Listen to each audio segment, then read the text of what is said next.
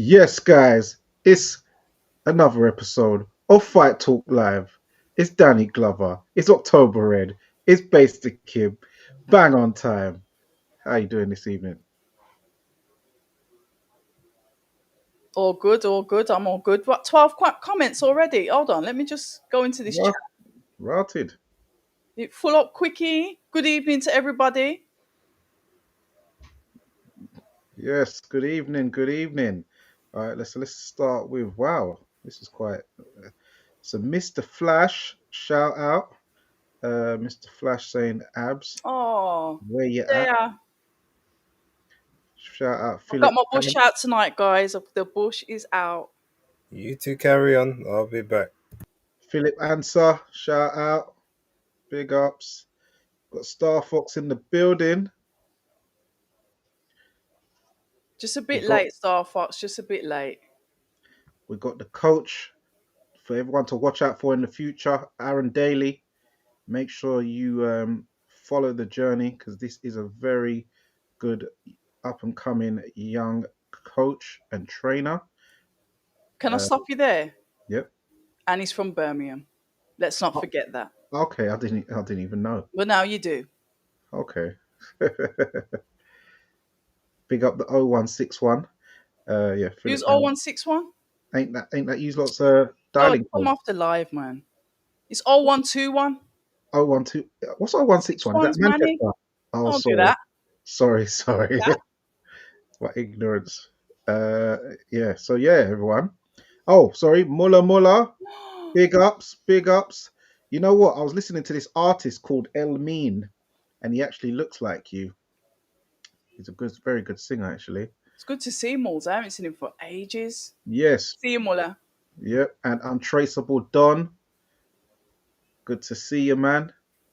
He's saying bass is gonna cook. So Oh, yeah. So yes, we're here.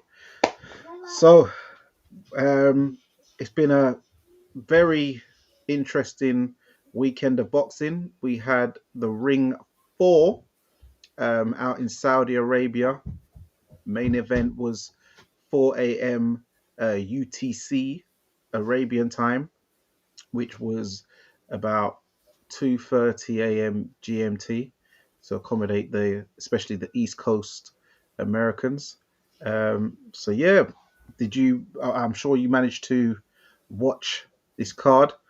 Um, I'm thinking, which fight should we start with, really? Um, well, straight away off the bat. Oh, well, actually, we've got the thumbnail. So, yes, base. Um, where do you think we should start? This is all October's event. She can take us where she needs to take us tonight. oh, okay then. Well, Mm. why not start off? I want to leave the final fight till last. I want to do it a little bit different this week. I'd like to start off. Can I start off with Bam and Puma? Because I remember when we spoke and you was asking for like, the predictions and what you thought about it, and I was like, I haven't really seen much of Puma. I'm not too sure. X, Y, and Z. So if I'm backing Bam, it's out of bias and lack of knowledge, really. Um, And what I can say from what I saw from Bam is that he just, to me, he made Puma look extremely poor. So whatever people had said about him before, and I kind of had this expectation, okay, let's see this fight. It's potentially going to be competitive. And it really wasn't. Bam really got to him early. I think he snapped his nose quite early. And you could hear Puma in his corner sort of panicking, saying that my nose is hurting. Like he was nervous about that. I know it's a horrible feeling because I've been smacked in my nose in sparring before, and it's not nice. Obviously not broken, but it's not a nice feeling. So obviously when he's felt that go, he sort of panicked. But I think when Bam obviously fought Sonny Edwards is clever on the IQ, knows his way around the ring, etc., etc. But Bam is now on the next level because he knows his way around the ring and obviously demonstrates power with it. It was, to me, it was a bit of a shutout. I'm kind of glad I didn't do any research because if I did, I might have been even more disappointed. It just seemed so one sided, but that sometimes happen when you put an elite fighter in with a good fighter. Not knocking Puma, but it was just different levels for me. Yeah, I mean, um, yeah, you got elite versus world class. Puma is world class, although he is much older, 9 years older. So he's coming towards the end of his prime or whatever peak he may have. So he's on the sort of the backslide of that, and he's always been a guy that will. He kind of grits out performances where Bam's a Okay. person that will style on you and he'll work, basically he'll just up the levels and make it look like, I'm levels above. Puma has competitive bouts with everyone, even when he ends up, being dominant or knocking them out. He always gives them moments, just the way he fights. But the fact that he was such a front foot, sort of come forward like pressure or like a swarming type guy Yeah. is, as I said the other day on picks, like that just plays into Bam's hands. Where when he has to go and chase you or hunt you down is where he shows lapses at times. But when he's either on the back foot or just in the middle of the ring engaging, where he can go do those semicircles and spin around the target. That's when he's at his absolute best, and we just saw that from round 1 to round 8, I believe it was when it ended. But what I will say is credit to Puma, because even when it was looking like all hope was lost, he was still in there trying to win. Sometimes you might see someone either just Give up. concede that Yeah. they're about to, that it's got not going to go their way, and either try to tuck up or just try to maybe nick it here and there. But he went for the jugular, and he said what he was going to do. He said he was going for the knockout, and he committed to that throughout, and hence why he got brutally knocked out Mm. at the end of the fight. But I enjoyed it. To me, it was probably I would say it was arguably the least competitive fight on the card, but not necessarily saying that's a bad thing. It just showed that there were, even though there's levels between several of the people within the card, like it was Mm. the clear separation between those two was more than I was expecting. I think that's what made it better, Yeah. because I knew that Bam would obviously do what he did, but I thought Puma would actually present more challenges than he did, which for me made it an even better performance. With this is what I got from you guys. This is what I got. Like potentially, this could be a more challenging fight. So that's what I expected. And when you have those expectations in boxing, that's the one thing about the sport. When you get those expectations, they're quite rigid, and then when it doesn't live up to that expectation, it's almost like, what on earth is this? But yeah, Bam, he's just extremely, extremely good. Yeah, he And is. nice to watch as well. He's nice to watch. When someone's a good boxer, but they're also a pleasure to watch. I find that with Bam. Like he's a fighter that you'll follow.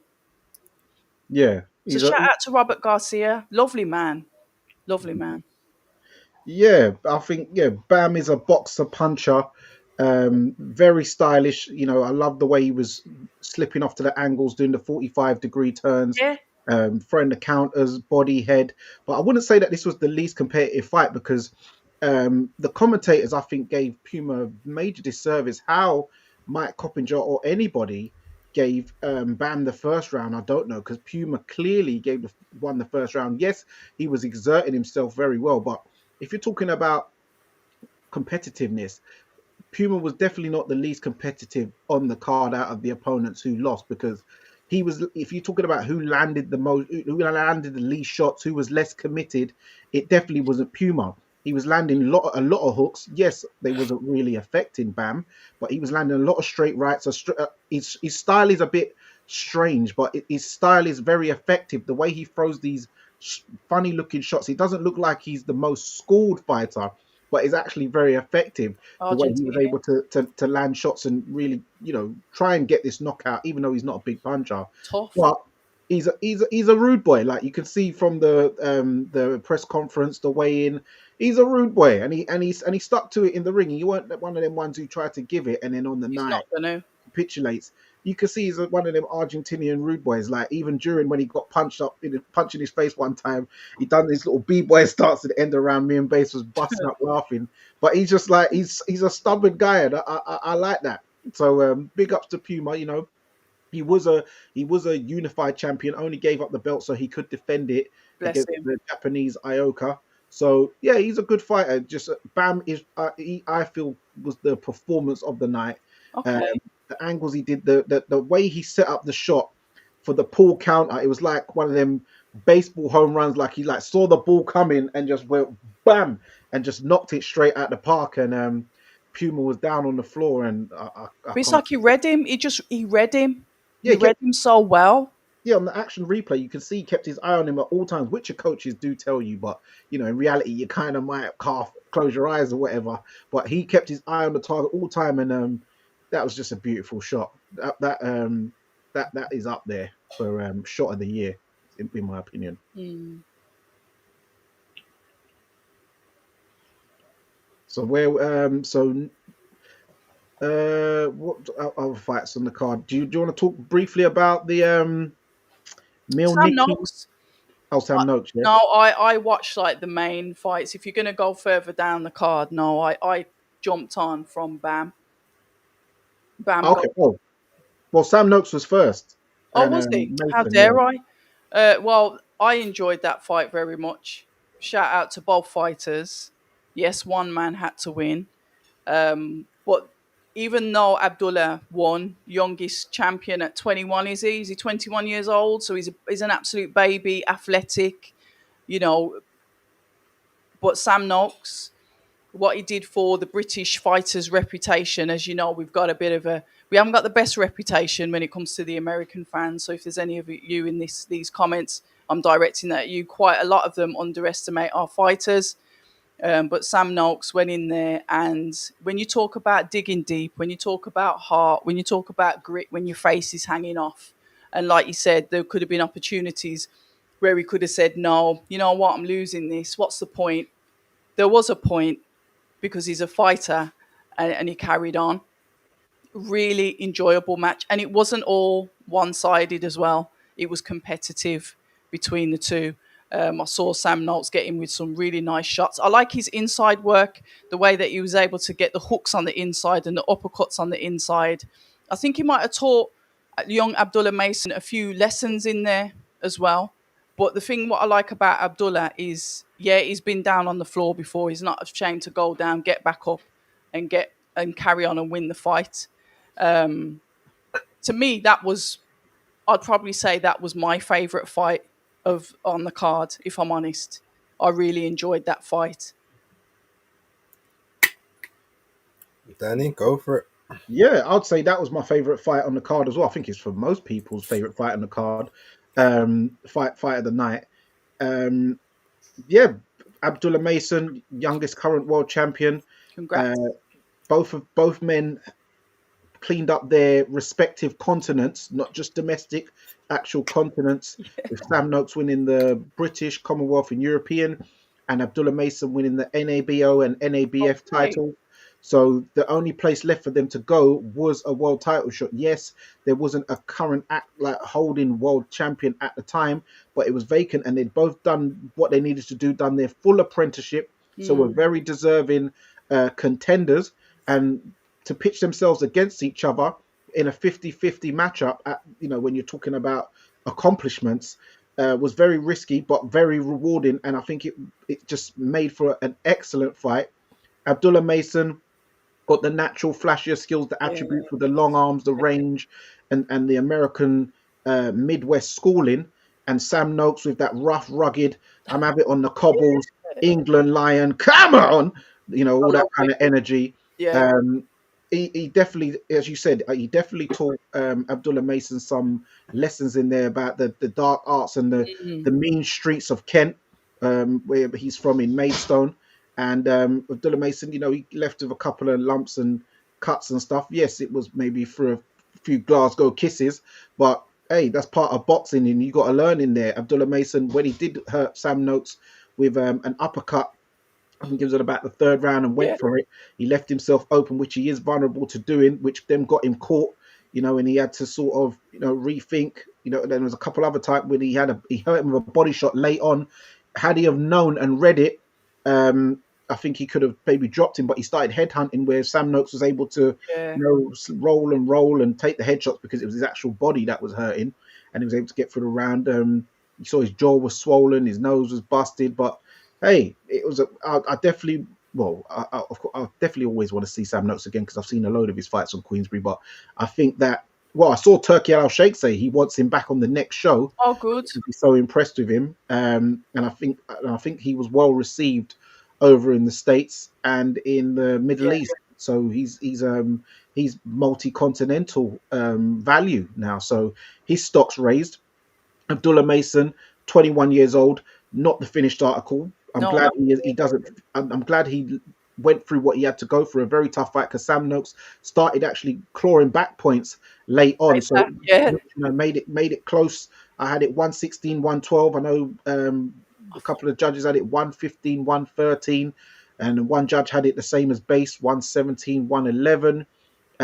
But yeah, very highly competitive fight, and yeah, I think both men have got a very bright future. Obviously, Mason has got the probably bigger ceiling due to his youth, but at 28 years old, Sam Noakes, in my opinion, Still can young. definitely go on and win a world title. In my opinion, Yeah, you guys ain't gonna like me tonight. Look, it was a fun fight, right? It was fun. It was competitive. However, I watched the fight. Obviously, watching it live, watching it back again, but at both times, I felt the only reason the fight was competitive is because Abdullah Mason allowed it to be competitive. He decided to fight a fight that gave Sam Noakes pretty much all of the opportunities to do something in the fight. He beat him at his own game. Um, the only time that Sam Noakes for me had success was when he was doing either dark arts, illegal tactics, head into the chest, head into the chin, headbutts to the cheek, hooking and holding and hooking. Like anytime it came to actual boxing, when it Mm. became to the jab, when it came to the backhand, when it came to uppercuts, when it came to body shots, even when it came to range control, everything was Abdullah Mason. In the pocket was when Sam Noakes had opportunities. But even then, as I said, that's only for me, from what I saw, is because Abdullah Mason allowed him to do so. He fought a fight to prove a point, which he didn't need to. Obviously, it cost him a couple of lumps. It cost him a head clash. It cost him a damaged cut cheek due to a head clash as well. But there will be, I feel like it will be a good thing for him. He knows he can take a shot. Now, obviously, he would have known that from before. He took the shots, the flash knockdowns. He was never wobbly on the legs, but he went down. He probably took very heavy shots in this fight at points, but showed that he could remain composed or ride slip them or roll them just enough to take some of the sting out of it. And yeah, ultimately, again, I gave Noakes a few rounds. I felt like like I said, he had his most success in the fight when he was just being dirty, rather than actually because he was winning a boxing match, which is ultimately what it is supposed to be. But outside of that, yeah, it was to me, it wasn't a comfortable night because obviously, anytime that you're in there in the in that sort of kill zone, you have to kind of be able to live in the uncomfortability. But it was while it was competitive, I felt it was a very very clear Abdullah Mason win, and to me, it already shows the levels between the two of them. So as you said, Danny, he's got the higher ceiling. He's already of a higher level now, and he's 7 years younger. Like, let the two of them fight again in 4 years. Oh, The come on. golfing class will be even worse. Yeah, Like that's that's like pointless. crazy. So, like, good for Noakes, and I think that look, if another belt becomes vacant in the division and he still sticks around 135, because he does look like he might want to think to move up at some point. He Mm. might be able to sort of win a vacant title elsewhere. Just unfortunately, the guys who have the championships now, he's just not at that level. He's solid. He's good at what he does, but what he does only gets you so far. And I think that's what we found out on the weekend. that was pretty harsh. I mean, tonight is the night of harsh realities. Yeah, But it's you gonna know, get worse. No, but to be fair, what I there's will, people in the comments that agree with him, but I said what I said, so yeah, what I will say is, yes, if a man knows that maybe skill wise he might not be on par, then he's got to use any form of tools and advantages he can. So if he's got to bring it to the rough and rugged set, then if that's the way, sometimes, as they say, you got to win ugly. And Sam, I don't think he was necessarily trying to win ugly, but he was definitely trying to Drag him into the deep end. drag him in down to the deep end of the pool, and you know, um, use any bending of the infringement of rules which he can get away with, if necessary, to try and get himself, you know, back in some kind, or try and get into an ascendancy, because he knew he was outmatched in skill and natural talent wise. So I don't blame him for it. I think, you know, you got to do what you got to do, and at least he was trying in there, you know. I'm with Danny on this. Yeah, That's cool. definitely with Danny on that. Who else is next? Can you remind me of the order? Hold on. How can we forget the alleged boring fight with Devin Haney and Brian Norman Jr., which to me wasn't a boring fight. Base will probably go the total opposite to what I want to say, but I enjoyed that fight a lot. I think he just outclassed Norman. And like I said, if I'd never seen any Norman fights or hadn't had a look at him, I would have thought Norman probably wasn't the right person to be in there with him. But I think, I enjoyed the fight. I like what Devin Haney did. I like the fact that he kept on. I always sometimes compare boxing to Street Fighter. When you find a move that works on your opponent, you keep doing it. And it was the check hook. That was the shot that kept on working. Haney moving all the way around the ring, the aggressor, and just really ruined any work that Brian was trying to get off. It was sad because I wanted Brian Norman to win. I really did. Apparently, Haney was the underdog. I don't believe that. But I wanted Norman to win because I did. No reason at all. But Haney put on a really, really good performance. And when I saw, I think it was Norman going back into the corner, and I was a bit annoyed with his father. So if there's any Brian Norman fans listening, his father had his mobile phone in his hand when he was giving him instructions.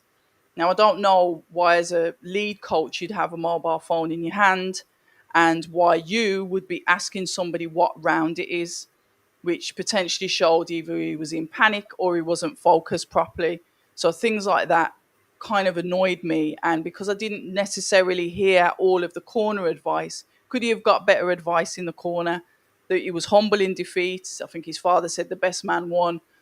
But I don't want to be seeing my coach in my corner with a mobile phone in their hand. Why does Red love to back a loser? I don't know. I've got a soft spot for losers because I can turn them into winners. Anything else, Star Fox? And there's three people. There's three people on tonight's live, by the way. Three people. Danny from Fight Fan. There's the lovely Base the Kid as well. And there's myself. Three people. Fight Talk Live is three people. So thank you to those that really do big up the channel. With all three of us that are on it. Three of us. So petty. Danny, do you want to Great go live, Danny. Great live, Base. You're on mute. Big up October Red, the founder of Fight Talk Live, by the way. Oh, you didn't have to say that. No, I did. Just saying. Right. Yeah, Danny, do you want to go or should I go next with this one? I think I should go because I can smell some serious gas Mark 7 about to come from you. So gas 200 degrees. Yeah. I like that gas Mark 7. For me, yes, it was the least captivating fight of the night, but it did have me gripped. One, because I noticed Devin Haney, he was doing things which made me very worried for him. I predicted that he was actually going to get knocked out, to be fair. Did you? Yeah, I did. I thought the left hook was going to catch him. I was one of those guys who thought the left hook was going to get him. So when he's come running to the ring, I thought, oh, bad signs. You're running to the ring, but the way you ran into the ring with your team looked so unorganized. I thought, what's going on? You just don't even look coordinated. So I'm like, okay. First round happens. The first thing I notice is Devin Haney looked like his legs were just trembling. They were twitching, twitching, twitching, like he was electrocuted, like when Marth got electrocuted in Home Alone 2. So Mark. I just thought, what is going on with these legs? Like, and his legs look skinny. They always do anyway. But I just thought, oh, you're twitching. Your legs look skinny. Brian Norman looks, kind of jacked and stuff. I'm just thinking, oh, this isn't looking good, Um, so he gets through the round, and I see him when he gets back to the corner. It's like he half talks to himself. Second round, he comes out, throws a left hook, straight right, drops Norman, dips down, taunts him in the face like, haha, gotcha, B.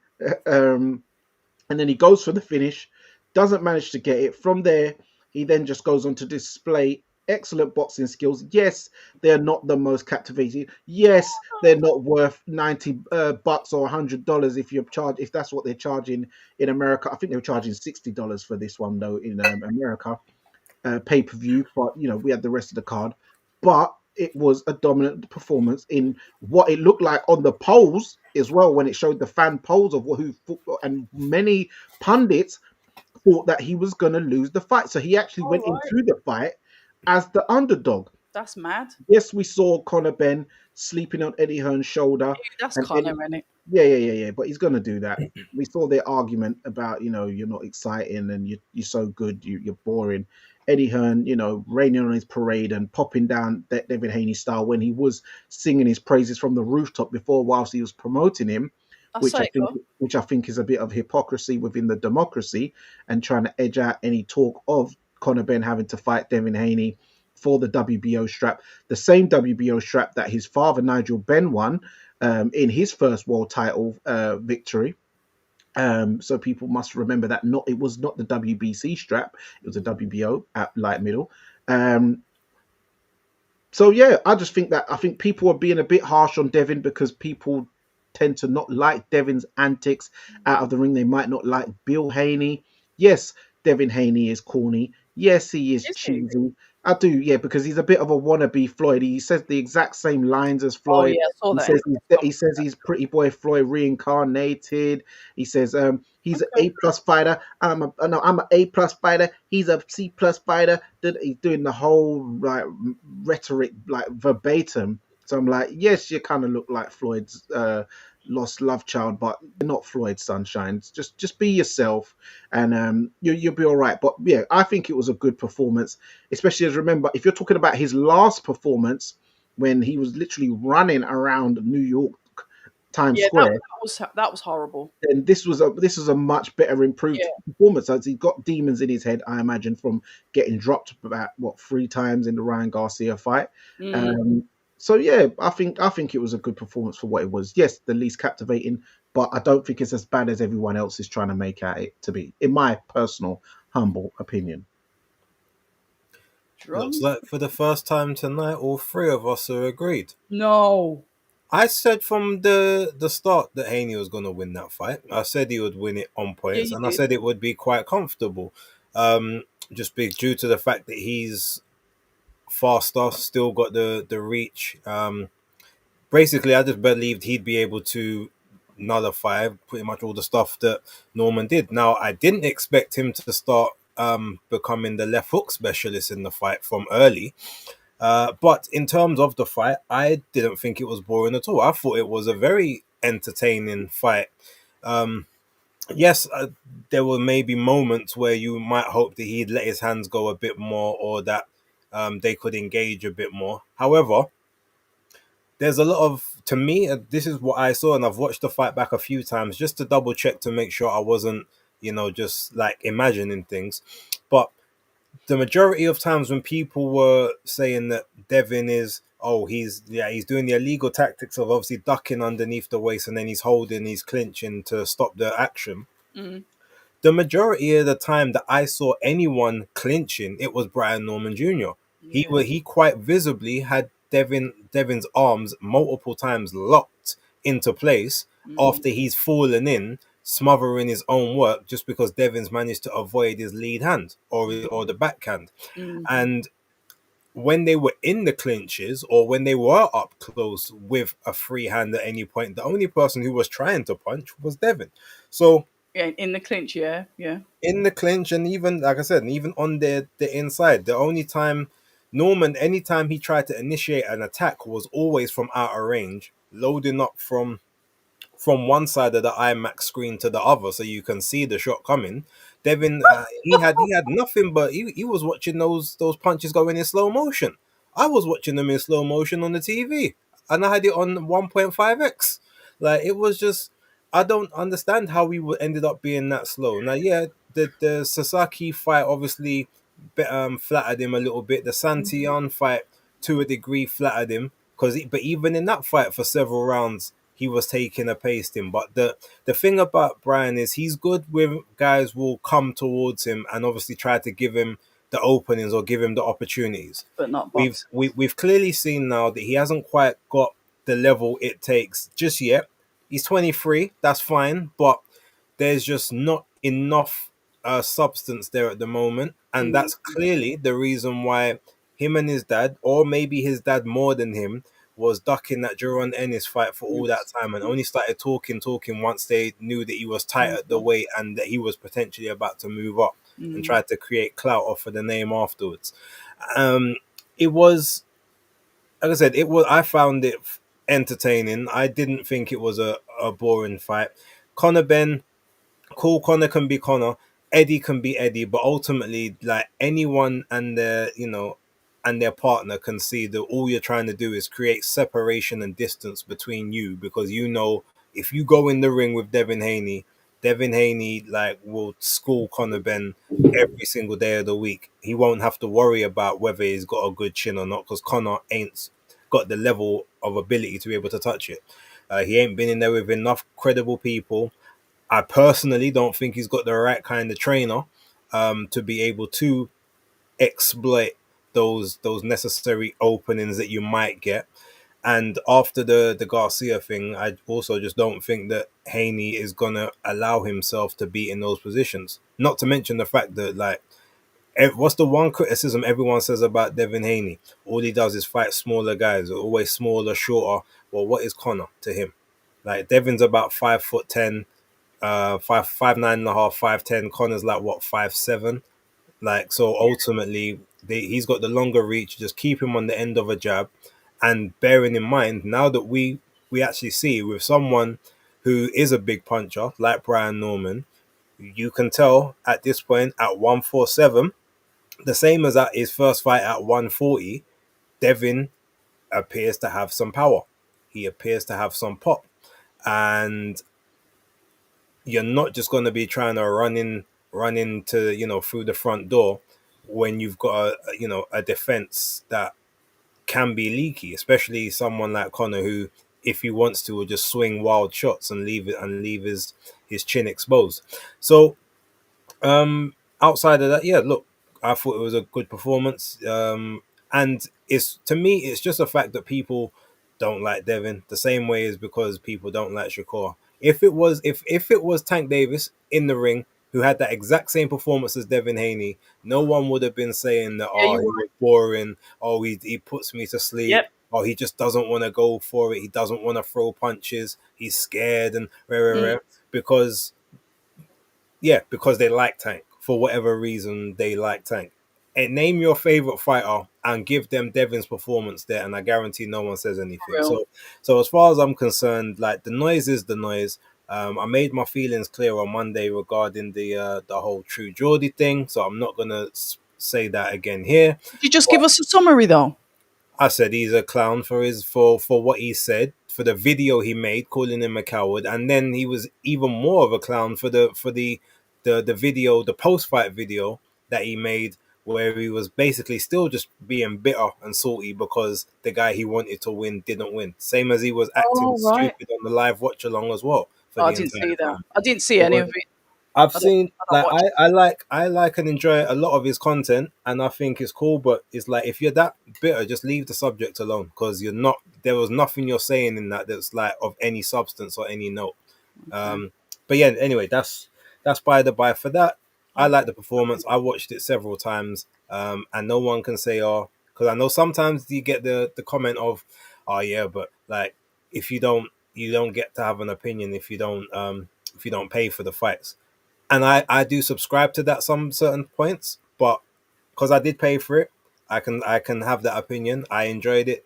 My money was well spent. That's the way I Yeah, look. yeah, I agree. But you know what, Base? I think I didn't like the way that Connor was sort of. Well, it wasn't Connor, wasn't it? It was Eddie that was saying, "Yeah, we probably won't go for that fight." That was looking at Rolly Romero, Barrios, and somebody else I can't remember. I think that if Connor wants to test his boxing ability, the perfect fight for him is Devin Haney. Perfect. Yeah, but he won't do that He fight because he won't. doesn't have boxing ability compared to Haney, and Eddie knows that as well. Hence why he's downplaying the fight. It's the same thing Oscar De La Hoya does when he doesn't want to put his guy in the ring with someone. You create clear separation between you and them so that you can downplay and say, oh, well, there's no money in the fight, it's boring, why would we take that when we got better options? You know, I mean, sometimes I understand it and it makes sense. Politics. Other times it's just noise. And unfortunately, um, you know, Eddie can come across as very bitter and very, you know, sort of, I guess, very spiteful when things aren't going his way. Yes, yeah, he may have had several paydays that he had to pay Devin that he didn't really want to, but you know, let's put it this way. Let's see if something happens between him and Ben Whitaker if he does the same thing. I'm pretty sure that Eddie's starting to show some of those colors that people were talking about years ago, which I, you know, it's starting to ring true. Maybe the whole bitterness of boxing thing is starting to get to him. There's yeah, yeah. You know what? There's no friends in business, is there? At the end of the day, so if you, like it's like they say, if you want loyalty, buy a dog, and Yeah. it's Yeah. one of them. Um, the main fight then. Um, Yeah, go on, Danny. So I know you're the Mexican monsters advocate, and you always have been. yeah. Well, yeah. For now, he's now adopted. He's really adopted the Mexican monster moniker. You know, when it's been given to you by a man of the ilk of a man like Mike Tyson, you will adopt it. And I feel he is leaning into that Mexican heritage more now. It is more lucrative. You know, he was more leaning into the Ecuador side before. He would more always try to show the Ecuador flag and the balaclava and that I type of love stuff. that. I like balaclavas. I do like balaclavas. Yeah, yeah, I know you like all that. And Yeah, he's the Ecuadorian monster. yeah, the Ecuador, yeah, the Meco, the Ecuadorian monster. So yeah, going into the fight, you heard, well, all of you who was inside here last week, and you guys both know that I did predict him to stop Anthony Yard. Um, but I did say that I thought it was going to be between rounds 9 and 12, I believe.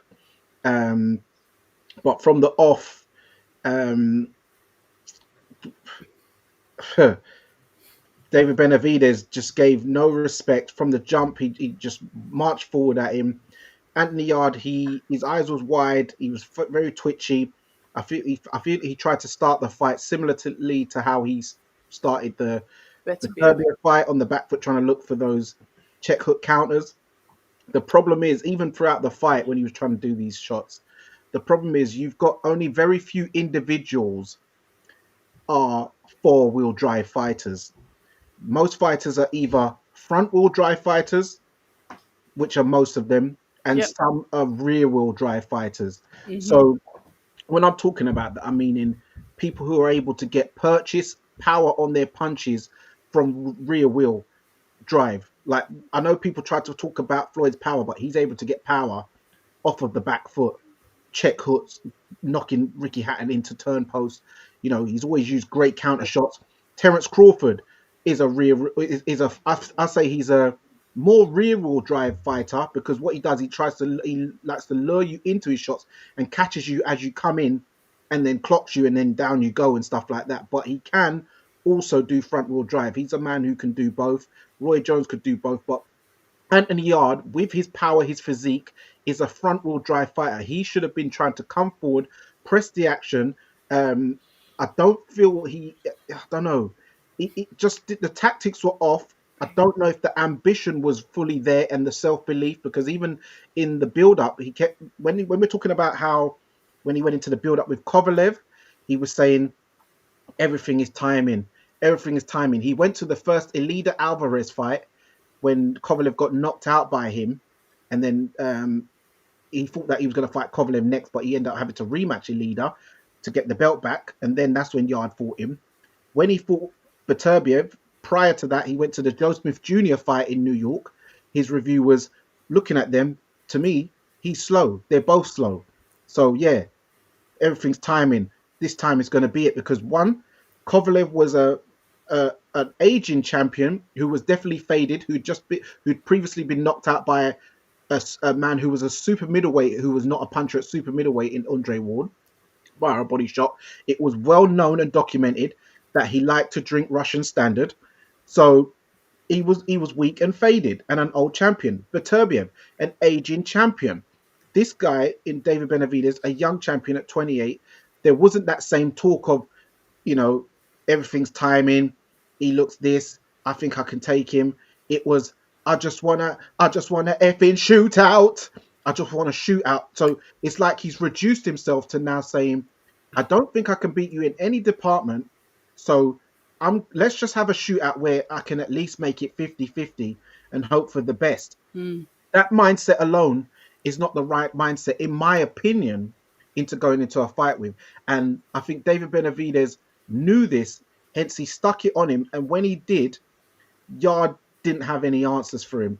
You know, we saw in round 5 when he hit him with a 18 punch combo when he What had his the arm hell? locked, reminiscent of when I had a street fight in school Oh, back in the day, which Base was in attendance for, and he can attest. Yes, it wasn't oh, as fast as shots, but I did the move. Facts. It's documented. Um, so I you know, feel my, left my out. That nephew, was my nephew, amazing. my nephew, I think heard about it. My nephew David Benavidez heard about it, and he pulled off that move. Also, I think that a lot of UK fighters, I feel, don't have the right mindset for boxing, in my opinion. I think a lot, and I think a lot of new age boxers in general. What do I you think mean? I What do you feel mean? I feel they want to look good first in life, and Noakes didn't. no, I'm not talking. Yeah, yeah, There's exception to this. There's yeah, yeah. exceptions. What I'm Not talking all about, British I fighters, feel because there's no, Edgar Berlanga said that about Hamza Shiraz, and he got clarted. yeah, but I'm thinking it's a certain type of lifestyle where, you know, when Yard's getting hit, he was more concentrating, and when he's getting hit with combinations, he keeps shrugging his shoulders and flexing his pecs to show it, like, I don't know, to look swaggy, but that's not the message. You got to go for it. Like even David Lemieux, who also got uppercutted about 25 times in that first round, where he nearly got finished off. At least he went for it, in my opinion. He was actually slugging it out and really trying to bang with David Benavidez, and he actually did have a shootout. Yes, he come up second best. Morel. Yeah, no, David Lemieux. Oh, Lemieux. Sorry, Yeah, apologies. David Yeah. Lemieux, who got finished off in 3 rounds. Andrade went for it. Yes, he didn't have the No, artillery, yeah, but boo he boo. actually went for Yeah. it. Yard, I don't feel, went for it. Um, I don't know why. You know, and as I said, what it is, I've noticed with a few of these boxers, a lot of them, they're worried about how they look. You know, you got Javante Davis worrying about his, you know, having that nice gel cane roll. You got, you know, David Adelaide, he wants to look quite nice and hot boy, bad boy, rude boy. Anthony Yard, when he's in the gym, you see him, he wears a bonnet and stuff like that. That's not the type of look and mindset. You got to be kind of, you know, as I said, remember when I spoke about the older generation, our granddads wouldn't be caught with hairstyles and things like that on their heads. Our parents, our dads wouldn't be caught with that. But this generation, I feel, has not got the same testosterone level, and it's showing. Unfortunately, there are people from other demographics like the Chechens, the Dagestanians, the Mexicans, South Americans, who keep it traditional, keep it quite primitive, and that is what helps them, I feel, in combat sports, and why they are excelling over other people, I feel, Can I be a especially devil's those who are advocate? westernized. Can I Sorry. can I be a devil's advocate and speak for the others? So you're saying that a man wearing a bonnet defines his masculinity? it's Yes, not the it's podcast vibes. is this I'm just saying it's not the right look for a fighter, in my opinion. Mike Tyson wouldn't You wouldn't see Mike Tyson doing that. You wouldn't see Marvin Hagler, even Sugar Ray Leonard, who was, you know, um, billed as a poster boy, a good Hmm. looking man, but even a Sugar Ray Leonard and a Sugar Ray Robinson, who like to look a bit, nice and that down the juke joint or wherever he was going. But yeah, in the what was it round? There was at end of the round. I think it was end of round six. The corner, they didn't even know what round it was. They thought it was round six, but it was round seven. Yes, Tunde did well when Yard's nose was busted. Told him, "Don't blow your nose because if you do, your eyes are gonna blow up," which is a true thing. So well done for that. But when it comes to stemming the flow of the blood, the flow of the blood from the nose, I feel they may have needed somebody a bit more experienced than the guy they had in the corner. I know the guy very well, Archie. I feel that he didn't do the necessary thing to get a nosebleed stemmed, which is something which is quite standard in a cut man's job. It's not like you're dealing with a big gash over the eye and stuff like that. You couldn't get that under control, which was then bothering Anthony Yard. Yes, it When was. when then in the seventh round, when he did ship another combination, then went to the ground to sort of gather himself together. Yeah, And discombobulated, wasn't he? yeah, it was a lot of shots going in. And what it is because David Benavidez is very adventurous with his combinations. And what it is, I feel also a lot of the light heavyweight, a lot of boxers in general, but a lot of the UK light heavyweights, what they need to do is take a mental leaf out of his book where it's fine to be a thinking fighter, but don't overthink things. Because when you're looking at David Benavidez, the way he fights, he's not second guessing things. He's never There's hesitant. no hesitation, is There's there? no hesitation. He has full belief and he's moving to you. Where Jamie TKB said, "I'll move to you if you move funny." David Benavidez is actually on that. That's why he said to him, I said to him in there, "You wanted that war, right? Let's go." And he just sort of went, and it was like, yeah. And he tried to gather himself. He said that he got hit on the ground. I think it kind of skimmed him, but also I wasn't sure if his knee actually hit the He wasn't ground. on the ground at the time the shot. Yeah, I don't know. he leaned down into the rope. So Benavidez is for, well, you're not down yet. Your glove and your knee ain't down. So I've clocked you just one more, and that's when he's gone on the floor. The refs took 2 points of him, which I thought was a bit excessive. But I think Benavidez didn't care. You didn't see him protest because he thought the writing's on the Going to wall. be over in a bit, yeah. Yeah, and he hit him with 2 massive left hooks, and it really it shook Yard to his boots. His legs, it locked like a line bike that had run out of time. So it was bad, and the ref done the right thing and stepped in there. But no, listen, Yard always shows bravery in there, but skill wise, he wasn't at the races with David Benavidez, and we can't put it down to 12 amateur fights because David Benavidez didn't have no amateur experience really either. I thought he had no amateur fights, but he actually said that he had 15. But we know that most of his time was actually spent in the wildcard gym losing weight, as we saw. He was a fat Yeah, kid. yeah. You know what I mean? Him. He was put in Yeah. there with Triple G and stuff. So he was one of the, he's got that fat energy with those energy levels, which allows him to reel off combinations time after time after time. How his style reminds me of, he reminds me of a faster version of Nathan Cleverly, who's also a pressure fighter, relentless, works the head and body, big work rate, running up them mountains in Wales with Enzo Calzaghe and Joe Calzaghe. But obviously he's more adventurous with the combinations and stuff like that. But I've always spoken about David Benavidez from years when nobody believed Yeah, I in know him. you have. Everyone laughed at me. I know slowly but surely, Base is becoming a believer that he is different from the other PBC boys. And yeah, he's gonna. We'll talk about after we do the review. We'll talk about afterwards where he's going next because I know that is going to be a subject matter. Of course it is. But Yard, what he does, I think he has to come back to the domestic scene and actually fight the domestic guys, because I know Tunde said, no disrespect to Dan Aziz, no disrespect to Craig, but these guys are not on Anthony Yard's level, and if he fights, and if any of them fight Yard, they would get knocked out. You know, I'm not here to gloat or anything like that because I would never do that. Yard is a nice guy, very brave, but in my opinion, you need to fight guys like Craig and Dan Aziz, Joshua Boatsi, Shakan Pitters. There was Jose Burton, there was Callum Johnson, there was Bob Ajasafi, there was Jose Burton, there was all these guys that you could have fought, and you only fought Lyndon Arthur. But you can come back and fight these guys, and let's see who really is the second best in Britain. Because right now, Callum Smith has more than proven himself to be the number one. But in my opinion, Craig Richards, if he was to fight Anthony Yard, he is on his level. He's definitely on his level, and I'd pick Craig Richards to beat Anthony Yard if they fought. Base, I need to hear you. I need it.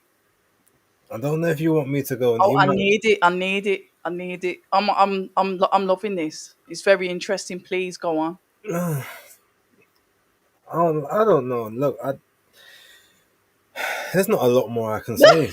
I've said, look, here's the thing. I've said the same things over and over again. Like, what did they say? The definition of insanity: doing the same thing, saying the same thing over, and expecting a different result. How many times are we going to talk about the 12 amateur fights? Which, let's be honest, Anthony, you know and I know you had more than 12 amateur fights. There's enough evidence out there for the people that want to do the research. Like, so let's stop that nonsense. The Tunde thing at this point, it is what it is. If you guys have got that level of loyalty in you, cool, congratulations, no problem. I've spoken numerous and numerous times about nobody knows what level he's at because he's either fighting the best of the best that he's always the underdog against, or he's fighting absolute no hopers that no one has heard of. Probably even their own family members don't know who they are half the time. And it's just tiresome. And what makes it even worse is when we're going to talk about um I'm learning, like it's just the experience, like they've got more experience than me a lot, or I just had the 12 amateur fights even though it's really closer to like 24. Like, look, if we're being honest, you can't even use that again because like Danny just said, David Benavidez had no amateur fights. He turned pro from I think it was 17, and he basically is just fighting on the road, and he hasn't had that many fights more than Anthony Yard. I think it's maybe They've 8. had the same. They've had the same Are they 31. the same now? The same 31 pro fights. They both Jeez, was 30. okay. I see. I tried to give him some grace. Right, he's had, so that just shows you one thing. And yes, I'm not David Benavidez' biggest fan, but I will give him credit when the credit's due. He's fought decent level opposition, whether he fought them at the time he was supposed to fight them, or if they were like faded or whatever. But he fought world level guys. He fought upper, like North American level guys on the way up to getting to where he needs to be to therefore Facts. get the necessary schooling and skills that he's got. He needed a Ronald Gavril early in his career to drop him and have him have to come back from that adversity to prove that he could do it. He needed those hard spars in all of those sort of the harsh gyms and fighting guys like Gennady Golovkin as a 15-year-old kid, just getting the understanding. He needed all of that stuff to apply to him to get him to the level of seasoning that he's at.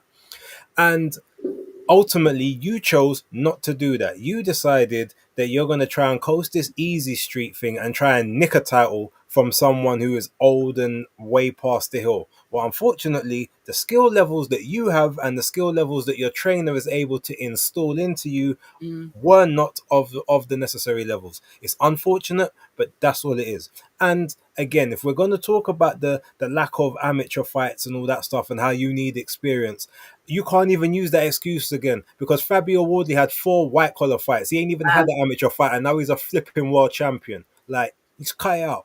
All the nonsense, all the talking, all the I'm not, I take the fights. Like, I've never turned down a fight. I don't turn down these fights. We've got there's streams of evidence of quote unquote ducking or not keeping the same energy when it's people in your own backyard. And if you didn't want to fight the Joshua Boatsis, the Callum Smiths, the Jose Burtons and the Dan Aziz Craig and all these Richards. kind of guys, you could have Callum fought the Johnson. Krasnitskis, you could have fought the Bo Cells, you could have fought people like you could have fought even Badu Jack, where before he decided to move up to cruiser and those, because he was an older guy. You could have got some. You could have got some from there. You could have fought man like a Marcus Brown. You could have fought these kind of guys who would have been in and around that level, where at least then you can say, okay, I can actually learn something from this. What do you learn from fighting a Ralph Vilkans? What do you learn from fighting a Sergey Koikov? The guy that was the 4 and 48, the light middleweight that you brought Ramirez. up to light heavyweight, the Ramirez guy, 4 and 48, brother. What do you learn from that? What do you learn from fighting a Dex Spellman? Less than it was about 7 weeks. No, it was 5 weeks after Lyndon Arthur fought him. Yeah. What do you learn from that? And at the time, Dex Spellman was an area level, maybe a southern, maybe an English level guy. What do you learn from these fights? To then go into, then you obviously have the Lyndon Arthur fight, culture shock. So then you lot double down on the non-fighting of decent opposition. You get it back in the rematch. Congratulations. Then what do? The exact same thing. 8, 9 months out the ring, don't fight nobody. Try to go into the biggest and baddest guy in the division just because, oh, well, if I win, brilliant, I'm the champion. If I lose, well, I was never supposed to win. And oh, okay, I just needed more experience, but I gave it a good go. At this point in time, I'm sorry. You giving it a good go doesn't wash anymore. You're either good enough or you're not. And right now, all you've proved is that you're not. It's sad. It's unfortunate because I think Anthony could have been. I Yeah. think he could have been good, but let's not act like he's still in his late 20s. The guy's 34. He's going to be 35 soon. There's no improvements that's going to happen. No trainer you're bringing in is going to fix what you haven't fixed already. There's no amount of anything. Ultimately, you can barely make light heavyweight anymore. You're too small for cruiserweight. You ain't got the punch power that people believed that you had, and I said that from day dot. You can't make the weight comfortable. You've got no engine, and now your punch resistance looks like it's gone out the window as well. And you also have a terrible poker face because whenever you're under pressure, everybody knows it. All of that stuff is a recipe for disaster at the world level. So either move back down to where you should be, or maybe retire, or maybe he said he's looking at management at the moment. That might be the better option for him because he might actually have some proper success in that realm. That's kind of how I feel about it. I don't want to be saying this stuff because I genuinely think there was something there, but it's been mismanaged from day dot. Okay, maybe they did well on the Adidas thing, even though it wasn't an official sponsorship, but that's something I ain't gonna talk about right about now. I don't want to get into any more trouble, but it's just it's frustrating. It's it's sad. It's disappointing. It's all of the above, but ultimately, it's just yeah, it is what it is at this point. There's no point me going on a rant or any kind of thing like this again. It is what it is. It's not going to change. If he fights Boatsi, I've still got Boatsi even in his weakened state. If he fights Craig Richards, I've got Craig Richards. I've got Dan Aziz against him. I've got Ezra Taylor against him. As I've even got Willie Won't Hutchinson against him as well. Like he's just not where he needs to be, and he is way too far gone to be pulled back right now. So you wanted it, Red, you got it. Yeah, You're no, welcome. and I hear every minute of it. One of the things I will say, just to add on to that, and to be fair, I think Blood Beats brought up exactly what I was going to talk about, is who was he sparring in preparation for the Mexican Monster.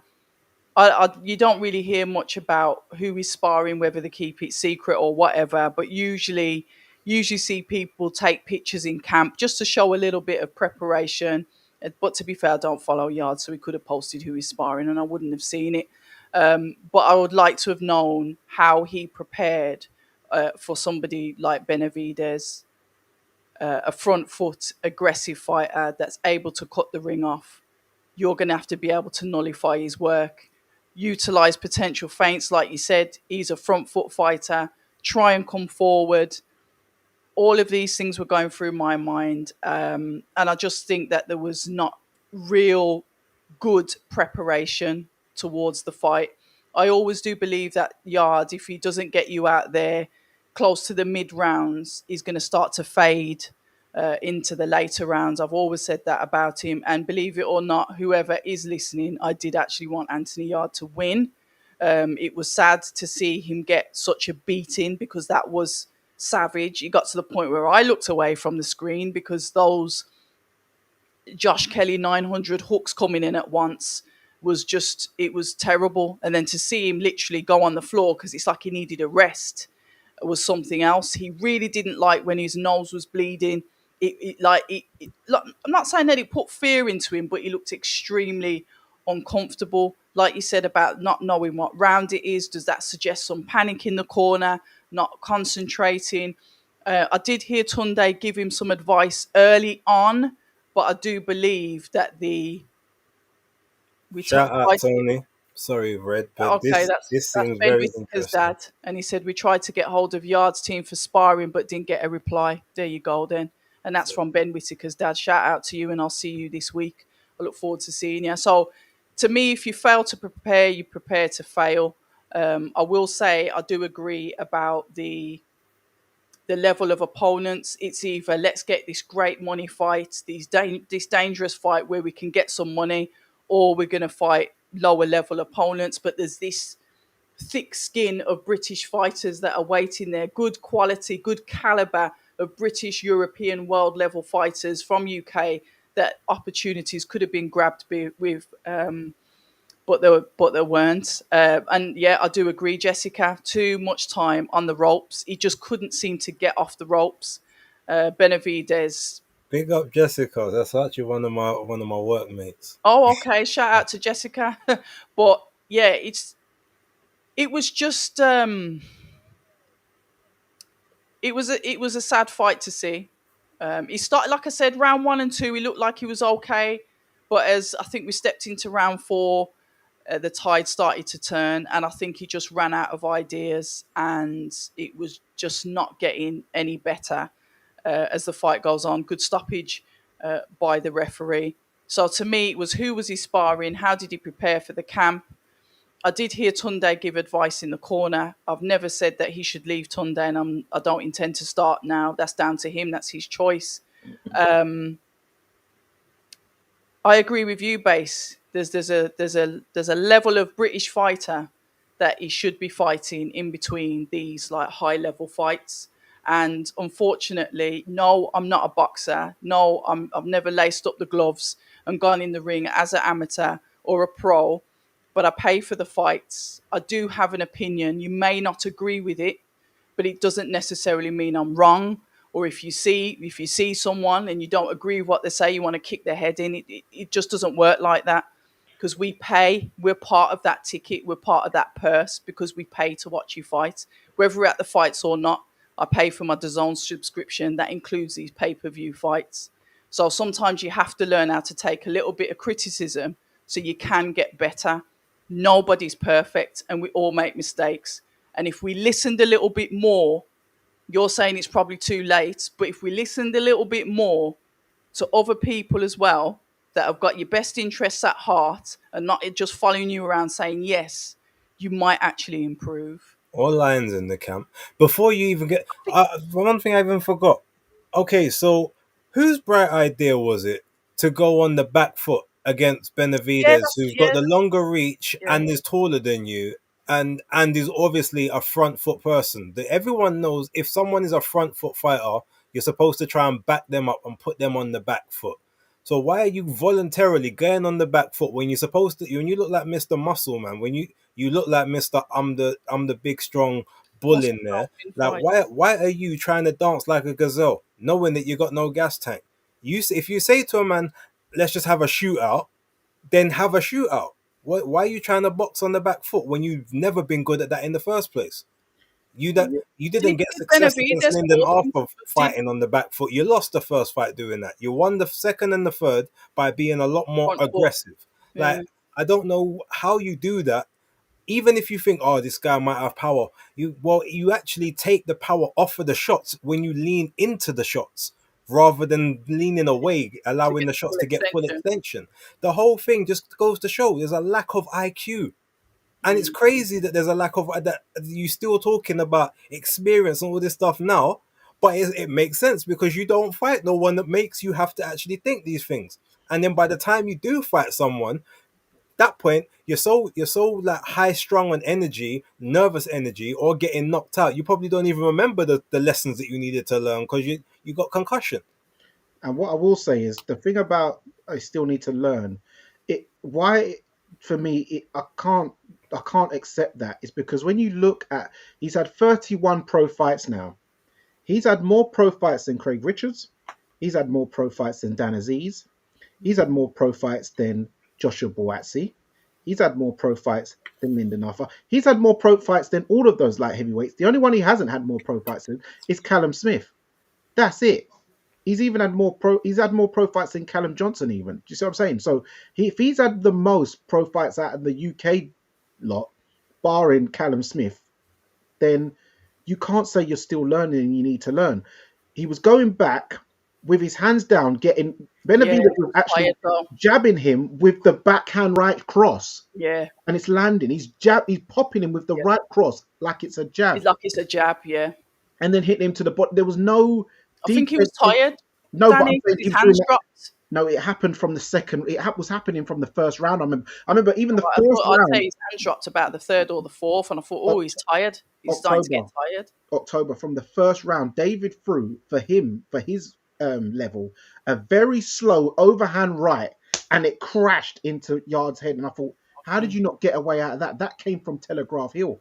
Then there was even at the second round where David Benavidez threw something from so hellacious. He fell over the ref's foot and Bay started busting up like. But he was actually just throwing shots out of character, even thinking of new ideas of what type of shots to throw. It kind of got he was having fun, too much fun. Yeah, he even turned southpaw, and I've never seen him do that. Yeah, I saw that. He switched, but it was quickly. But he did switch to southpaw, then he changed back.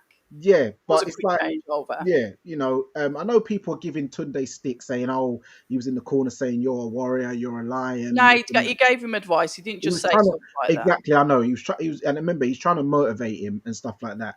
At the end of the day, Tunde has done an excellent job for him as far as maximizing his financial status and getting him 3 world title shots. People say, oh, he should have gone with another trainer. Would another trainer have got him 3 world title shots? So there's pros and cons to it. Yes, the development might have not been what most of us feel he should have done. But then, had he have gone through the mill of the UK guys, getting him the shots as well, though. Yeah, I was about to say a trainer wouldn't have done. Remember, that's a manager's job, and the promoter. Like Tunde can be the manager; he didn't have to be the trainer. So the trainer still could have got 3 world title shots with a different trainer. Yeah, but I guess when you do more, you'll do more for a man when you're getting 2 slices rather than 1 slice. Do you know what I mean? But whether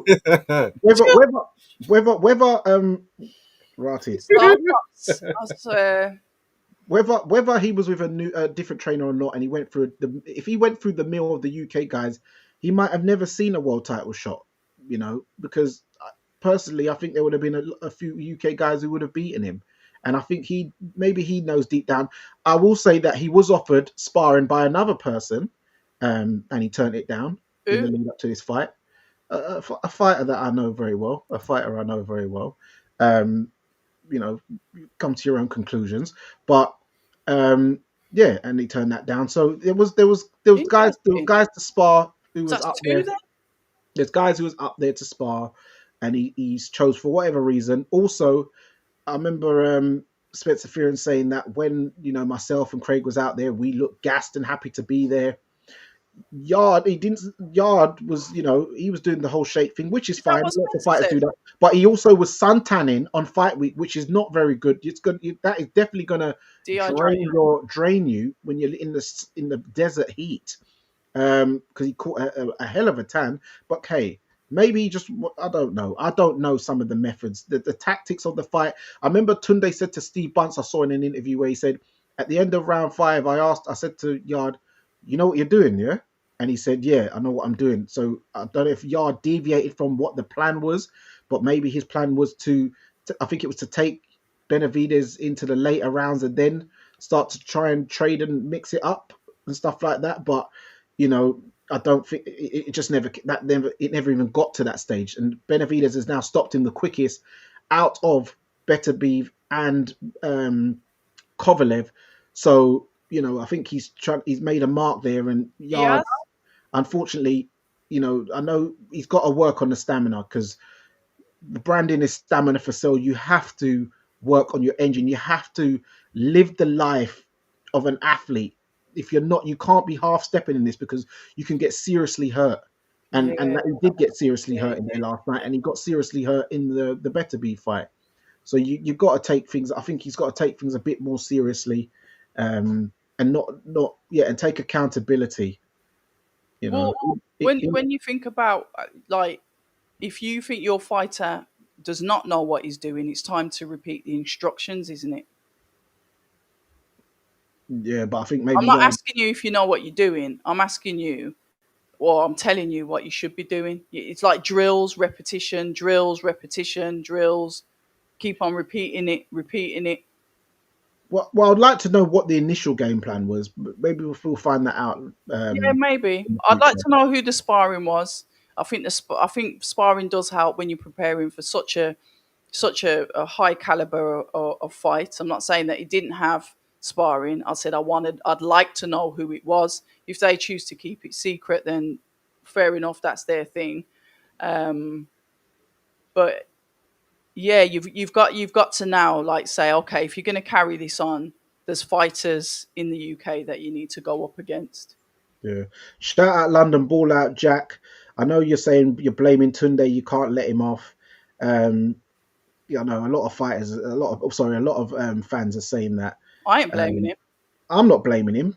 I'm not blaming him at all. I don't think Tunde would have made that game plan to lay on the ropes and take a whole heap of combination because he even said, and don't let him get off 14 punches in a row and you don't punch back. Even when he was getting hit in that seventh Didn't he round, have Benavidez arm locked? So Benavidez like kept on punching him like to let go of my no, arm. but it's, He yeah, but it's, turned into like yeah, a demon. He yeah, was a demon in there. That wasn't no boxer. That was somebody that wanted to kill you. yeah, that's roadman science. But what I'm saying is, what you got. I don't think Tony was just talking about just that sequence in general. Benavidez was reeling off combinations like he was going out of fashion, like it was a closing down sale.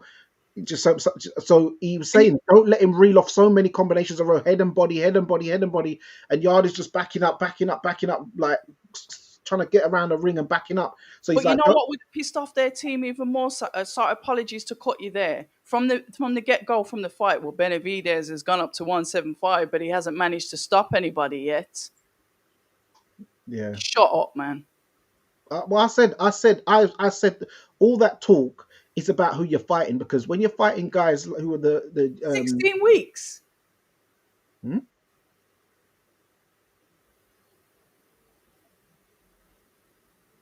Well, that's a long time. Well, they had enough notice, I guess, yeah.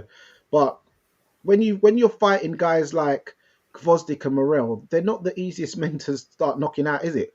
As I Mm-mm. said, if he had fought in his debut, Ralph Vilkans, like Imagine. Yard's second to last opponent, he'd have knocked him out in round one or two rounds. Mm. And then his second fight, instead of it being Morel, he could have had Lyndon Arthur. He'd have stopped Lyndon as well, so he'd have had two for two. Whereas Yard went points with both of those guys, Benavidez would have took both of them guys out. And even Joshua Buatsi, I don't know how confident he would have felt getting in there with Benavidez because had Benavidez been in there with Zach Parker, I'm pretty sure he would have got rid of Zach Parker, running around the ring or not. He would have got rid of that brother within three. You best leave Boatsy out of this. I'm just saying.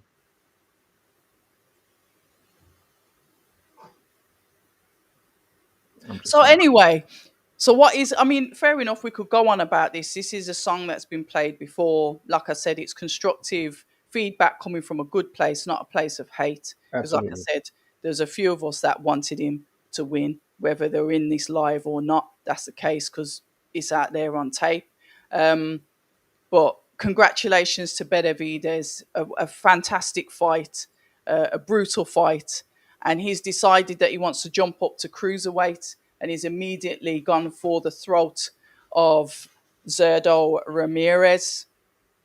I've had a few WhatsApp messages from Mick Francis, who is obviously to do with Jaya Pataya, basically saying that Zerdol's ducking Jai Apatow. There's so much going on now.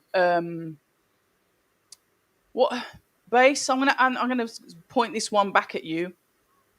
What do you think about obviously Benavides? If you haven't given your full essay on this one, and him obviously now jumping up to cruiser. I told people he was going to do this from last year.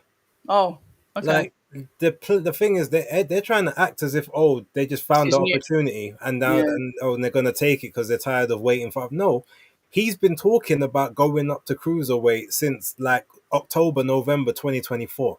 Oh, To the point where he's even spoken on numerous times in numerous interviews about fighting Zerdo Ramirez. This is before Zerdo unified with it's before he even unified with Chris Billum Smith. Like mm-hmm. he's had these thoughts in his mind, him and his dad, because what they've done, and they've done this quite well through many times, so a lot of people don't ever seem to catch it. But I've got time, so I see these things.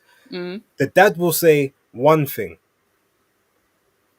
then David will say another, and then Samson will say something totally different. So they give you three different things.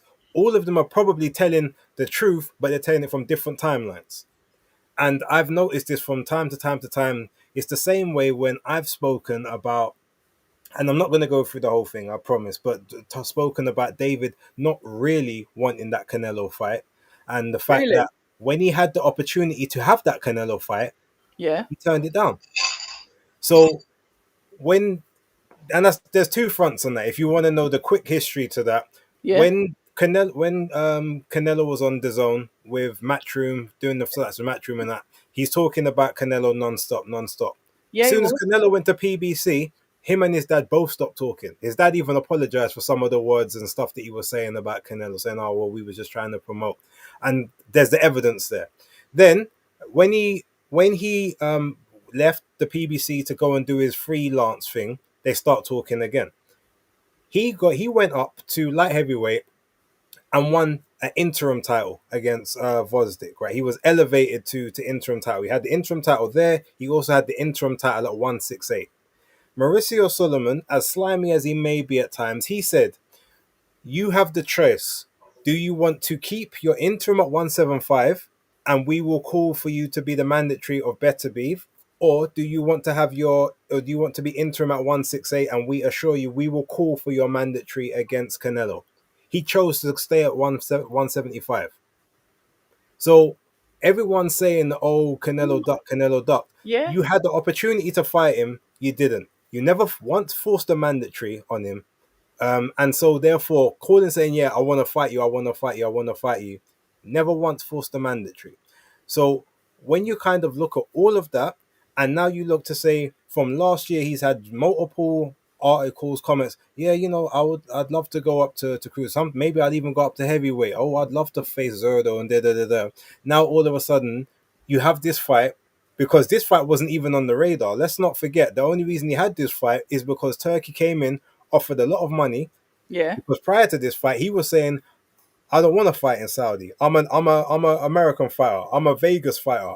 I've made Yeah. all this Yeah. effort That's to true. be Yeah. a pay-per-view star. I don't want to go over there." That's All of true. a sudden, there was no fight to have in America. They gave him this one. He thought it was an easy touch. He took it.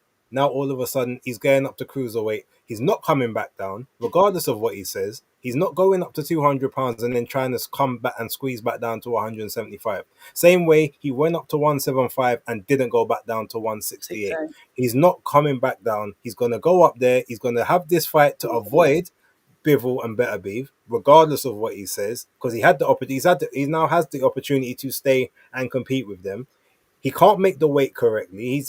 We can already see that he's See tight that? at the weight. Yeah. So he's gonna go up there, and now he's basically gonna go up there and fight people that were former either light heavyweights or former super middles who have also gone up there. Zerdo. He's not gonna fight any bona fide cruiserweights. And Jai if he does Apatow. ever go up to heavyweight, it's gonna be towards the back end of his career when maybe he can be a bit faster than the other guy. There's a lot of angling in what he does. But what I will say is when he is in the ring, for better or for worse, he does deliver, and I will give him credit for that. I've bet against him a couple times. He's proved me wrong a couple times. So I have to respect that, because if I bet against you, clearly you have to be better than what I thought, unless I've seen certain things in certain fights, which that's a whole nother story. But yeah, ultimately he's going up there. Yes, it's a good fight, but guess what? They could have had the same fight at 168 when they were both champions. Never And did unified it? the title. He didn't face Caleb Plant when Caleb Plant was a world champion. Waited until after he got beat before he faced him. So he's had 4 interim titles in his entire career. He's beat one world champion, which was not Andre Durrell. It was Anthony Anthony. Durrell. That's the only champion he's beaten. He's had 4 interim belts if you include the WBA that he got from Morrell when they had their unification of interim titles. So congrats to him. I'm sure it will be a fun fight against Zerdo, but all of what he's done so far does not put him on the pound for pound list. That's another thing I'm extremely annoyed and agitated by. But that's subjective. That's opinions of people that don't really know better, or they should know better, but they're choosing to play politics.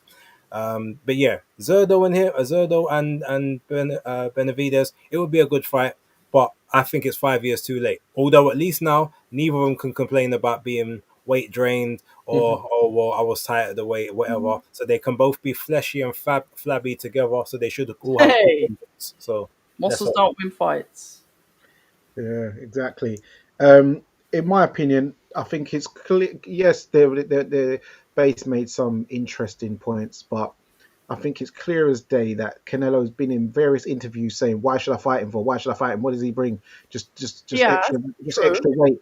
He was not interested in the fight, and guess The what? fight When you was look, never ordered. if you If yeah, you but believe, if you want the fight, you make them force the fight. You make Canelo have to drop the belt. If you really want it.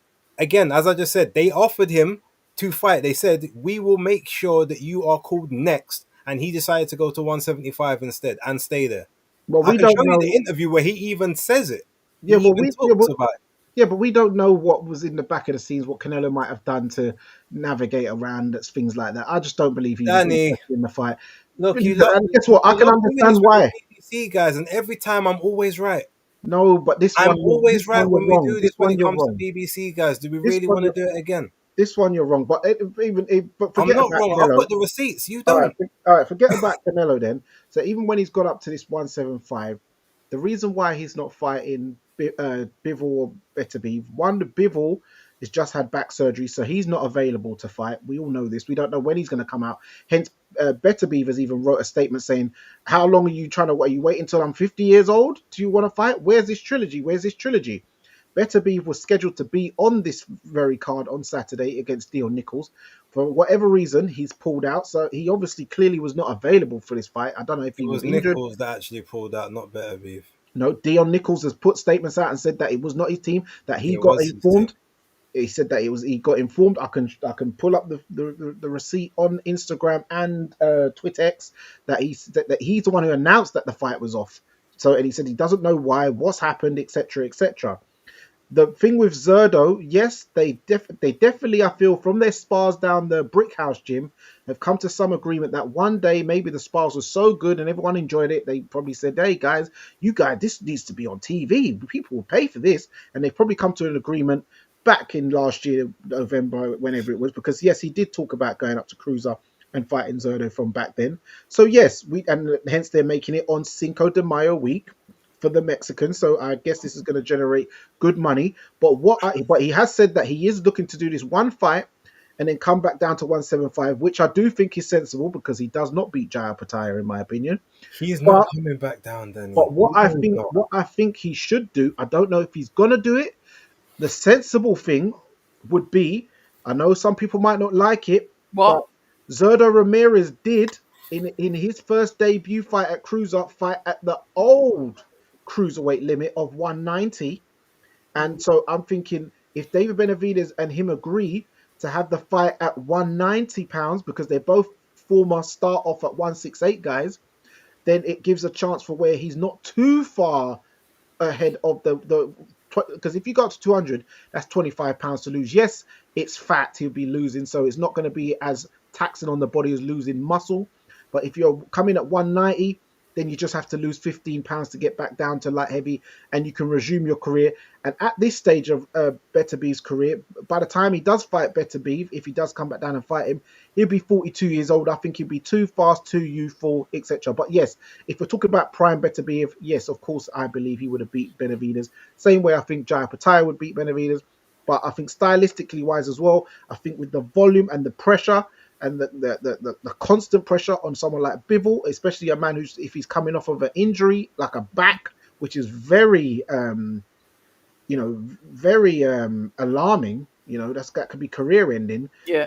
I feel he'd beat Bivol as well, and he's obviously got confidence because he reckons he dropped Bivol in one of their spars. So hey, Danny, all right, let's do this because I like making money off you, right? Do you want to bet? A simple bet that he's not going to come back down to light heavyweight after this fight with Zurdo Ramirez. So basically, you've got all of next year. You can have a little bit of 2027 if you want it as well. Oh my But god! we gotta have, let's put some money on this. Seeing as you're very confident that he's actually going to do what you're saying he's going to do, and I'm telling you that his whole career, his pattern of behavior tells me he's not going to do that. Do you want to? Do you want? You don't have to. You can say no. Cheeky But fiver. no, we got to bet for proper money if we're going to do this. He knows. He knows what. Oh, really? Oh, no. So it's your question. What do you want to do? Let me ponder on this one. Okay. Oh, you got until next are week to you decide. not that confident? Well, I don't know. No, It's it's like, I give him till no, next week. I no, give him till next give week a to big decide. beat. on the spot. You can't just put a man on the spot. You can if you're confident. This is about weight. This is not even about a Yeah. fight. So now we are talking about it. He's not. He's what I'm telling you. You don't go up to cruiserweight and then come back down.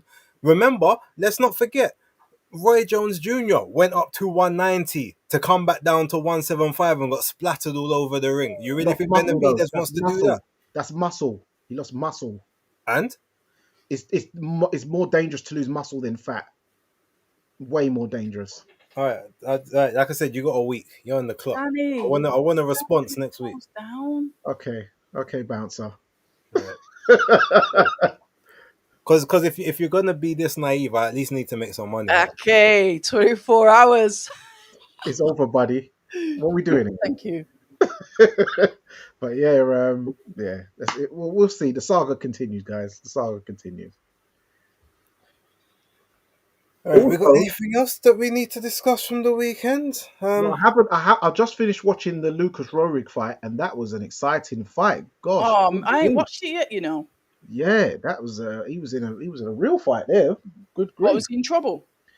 Well, yeah, he was in an exchange. I don't know if the ref said kind of break, but not in time, and he got clocked and he went over in the first round. Did he? Yeah.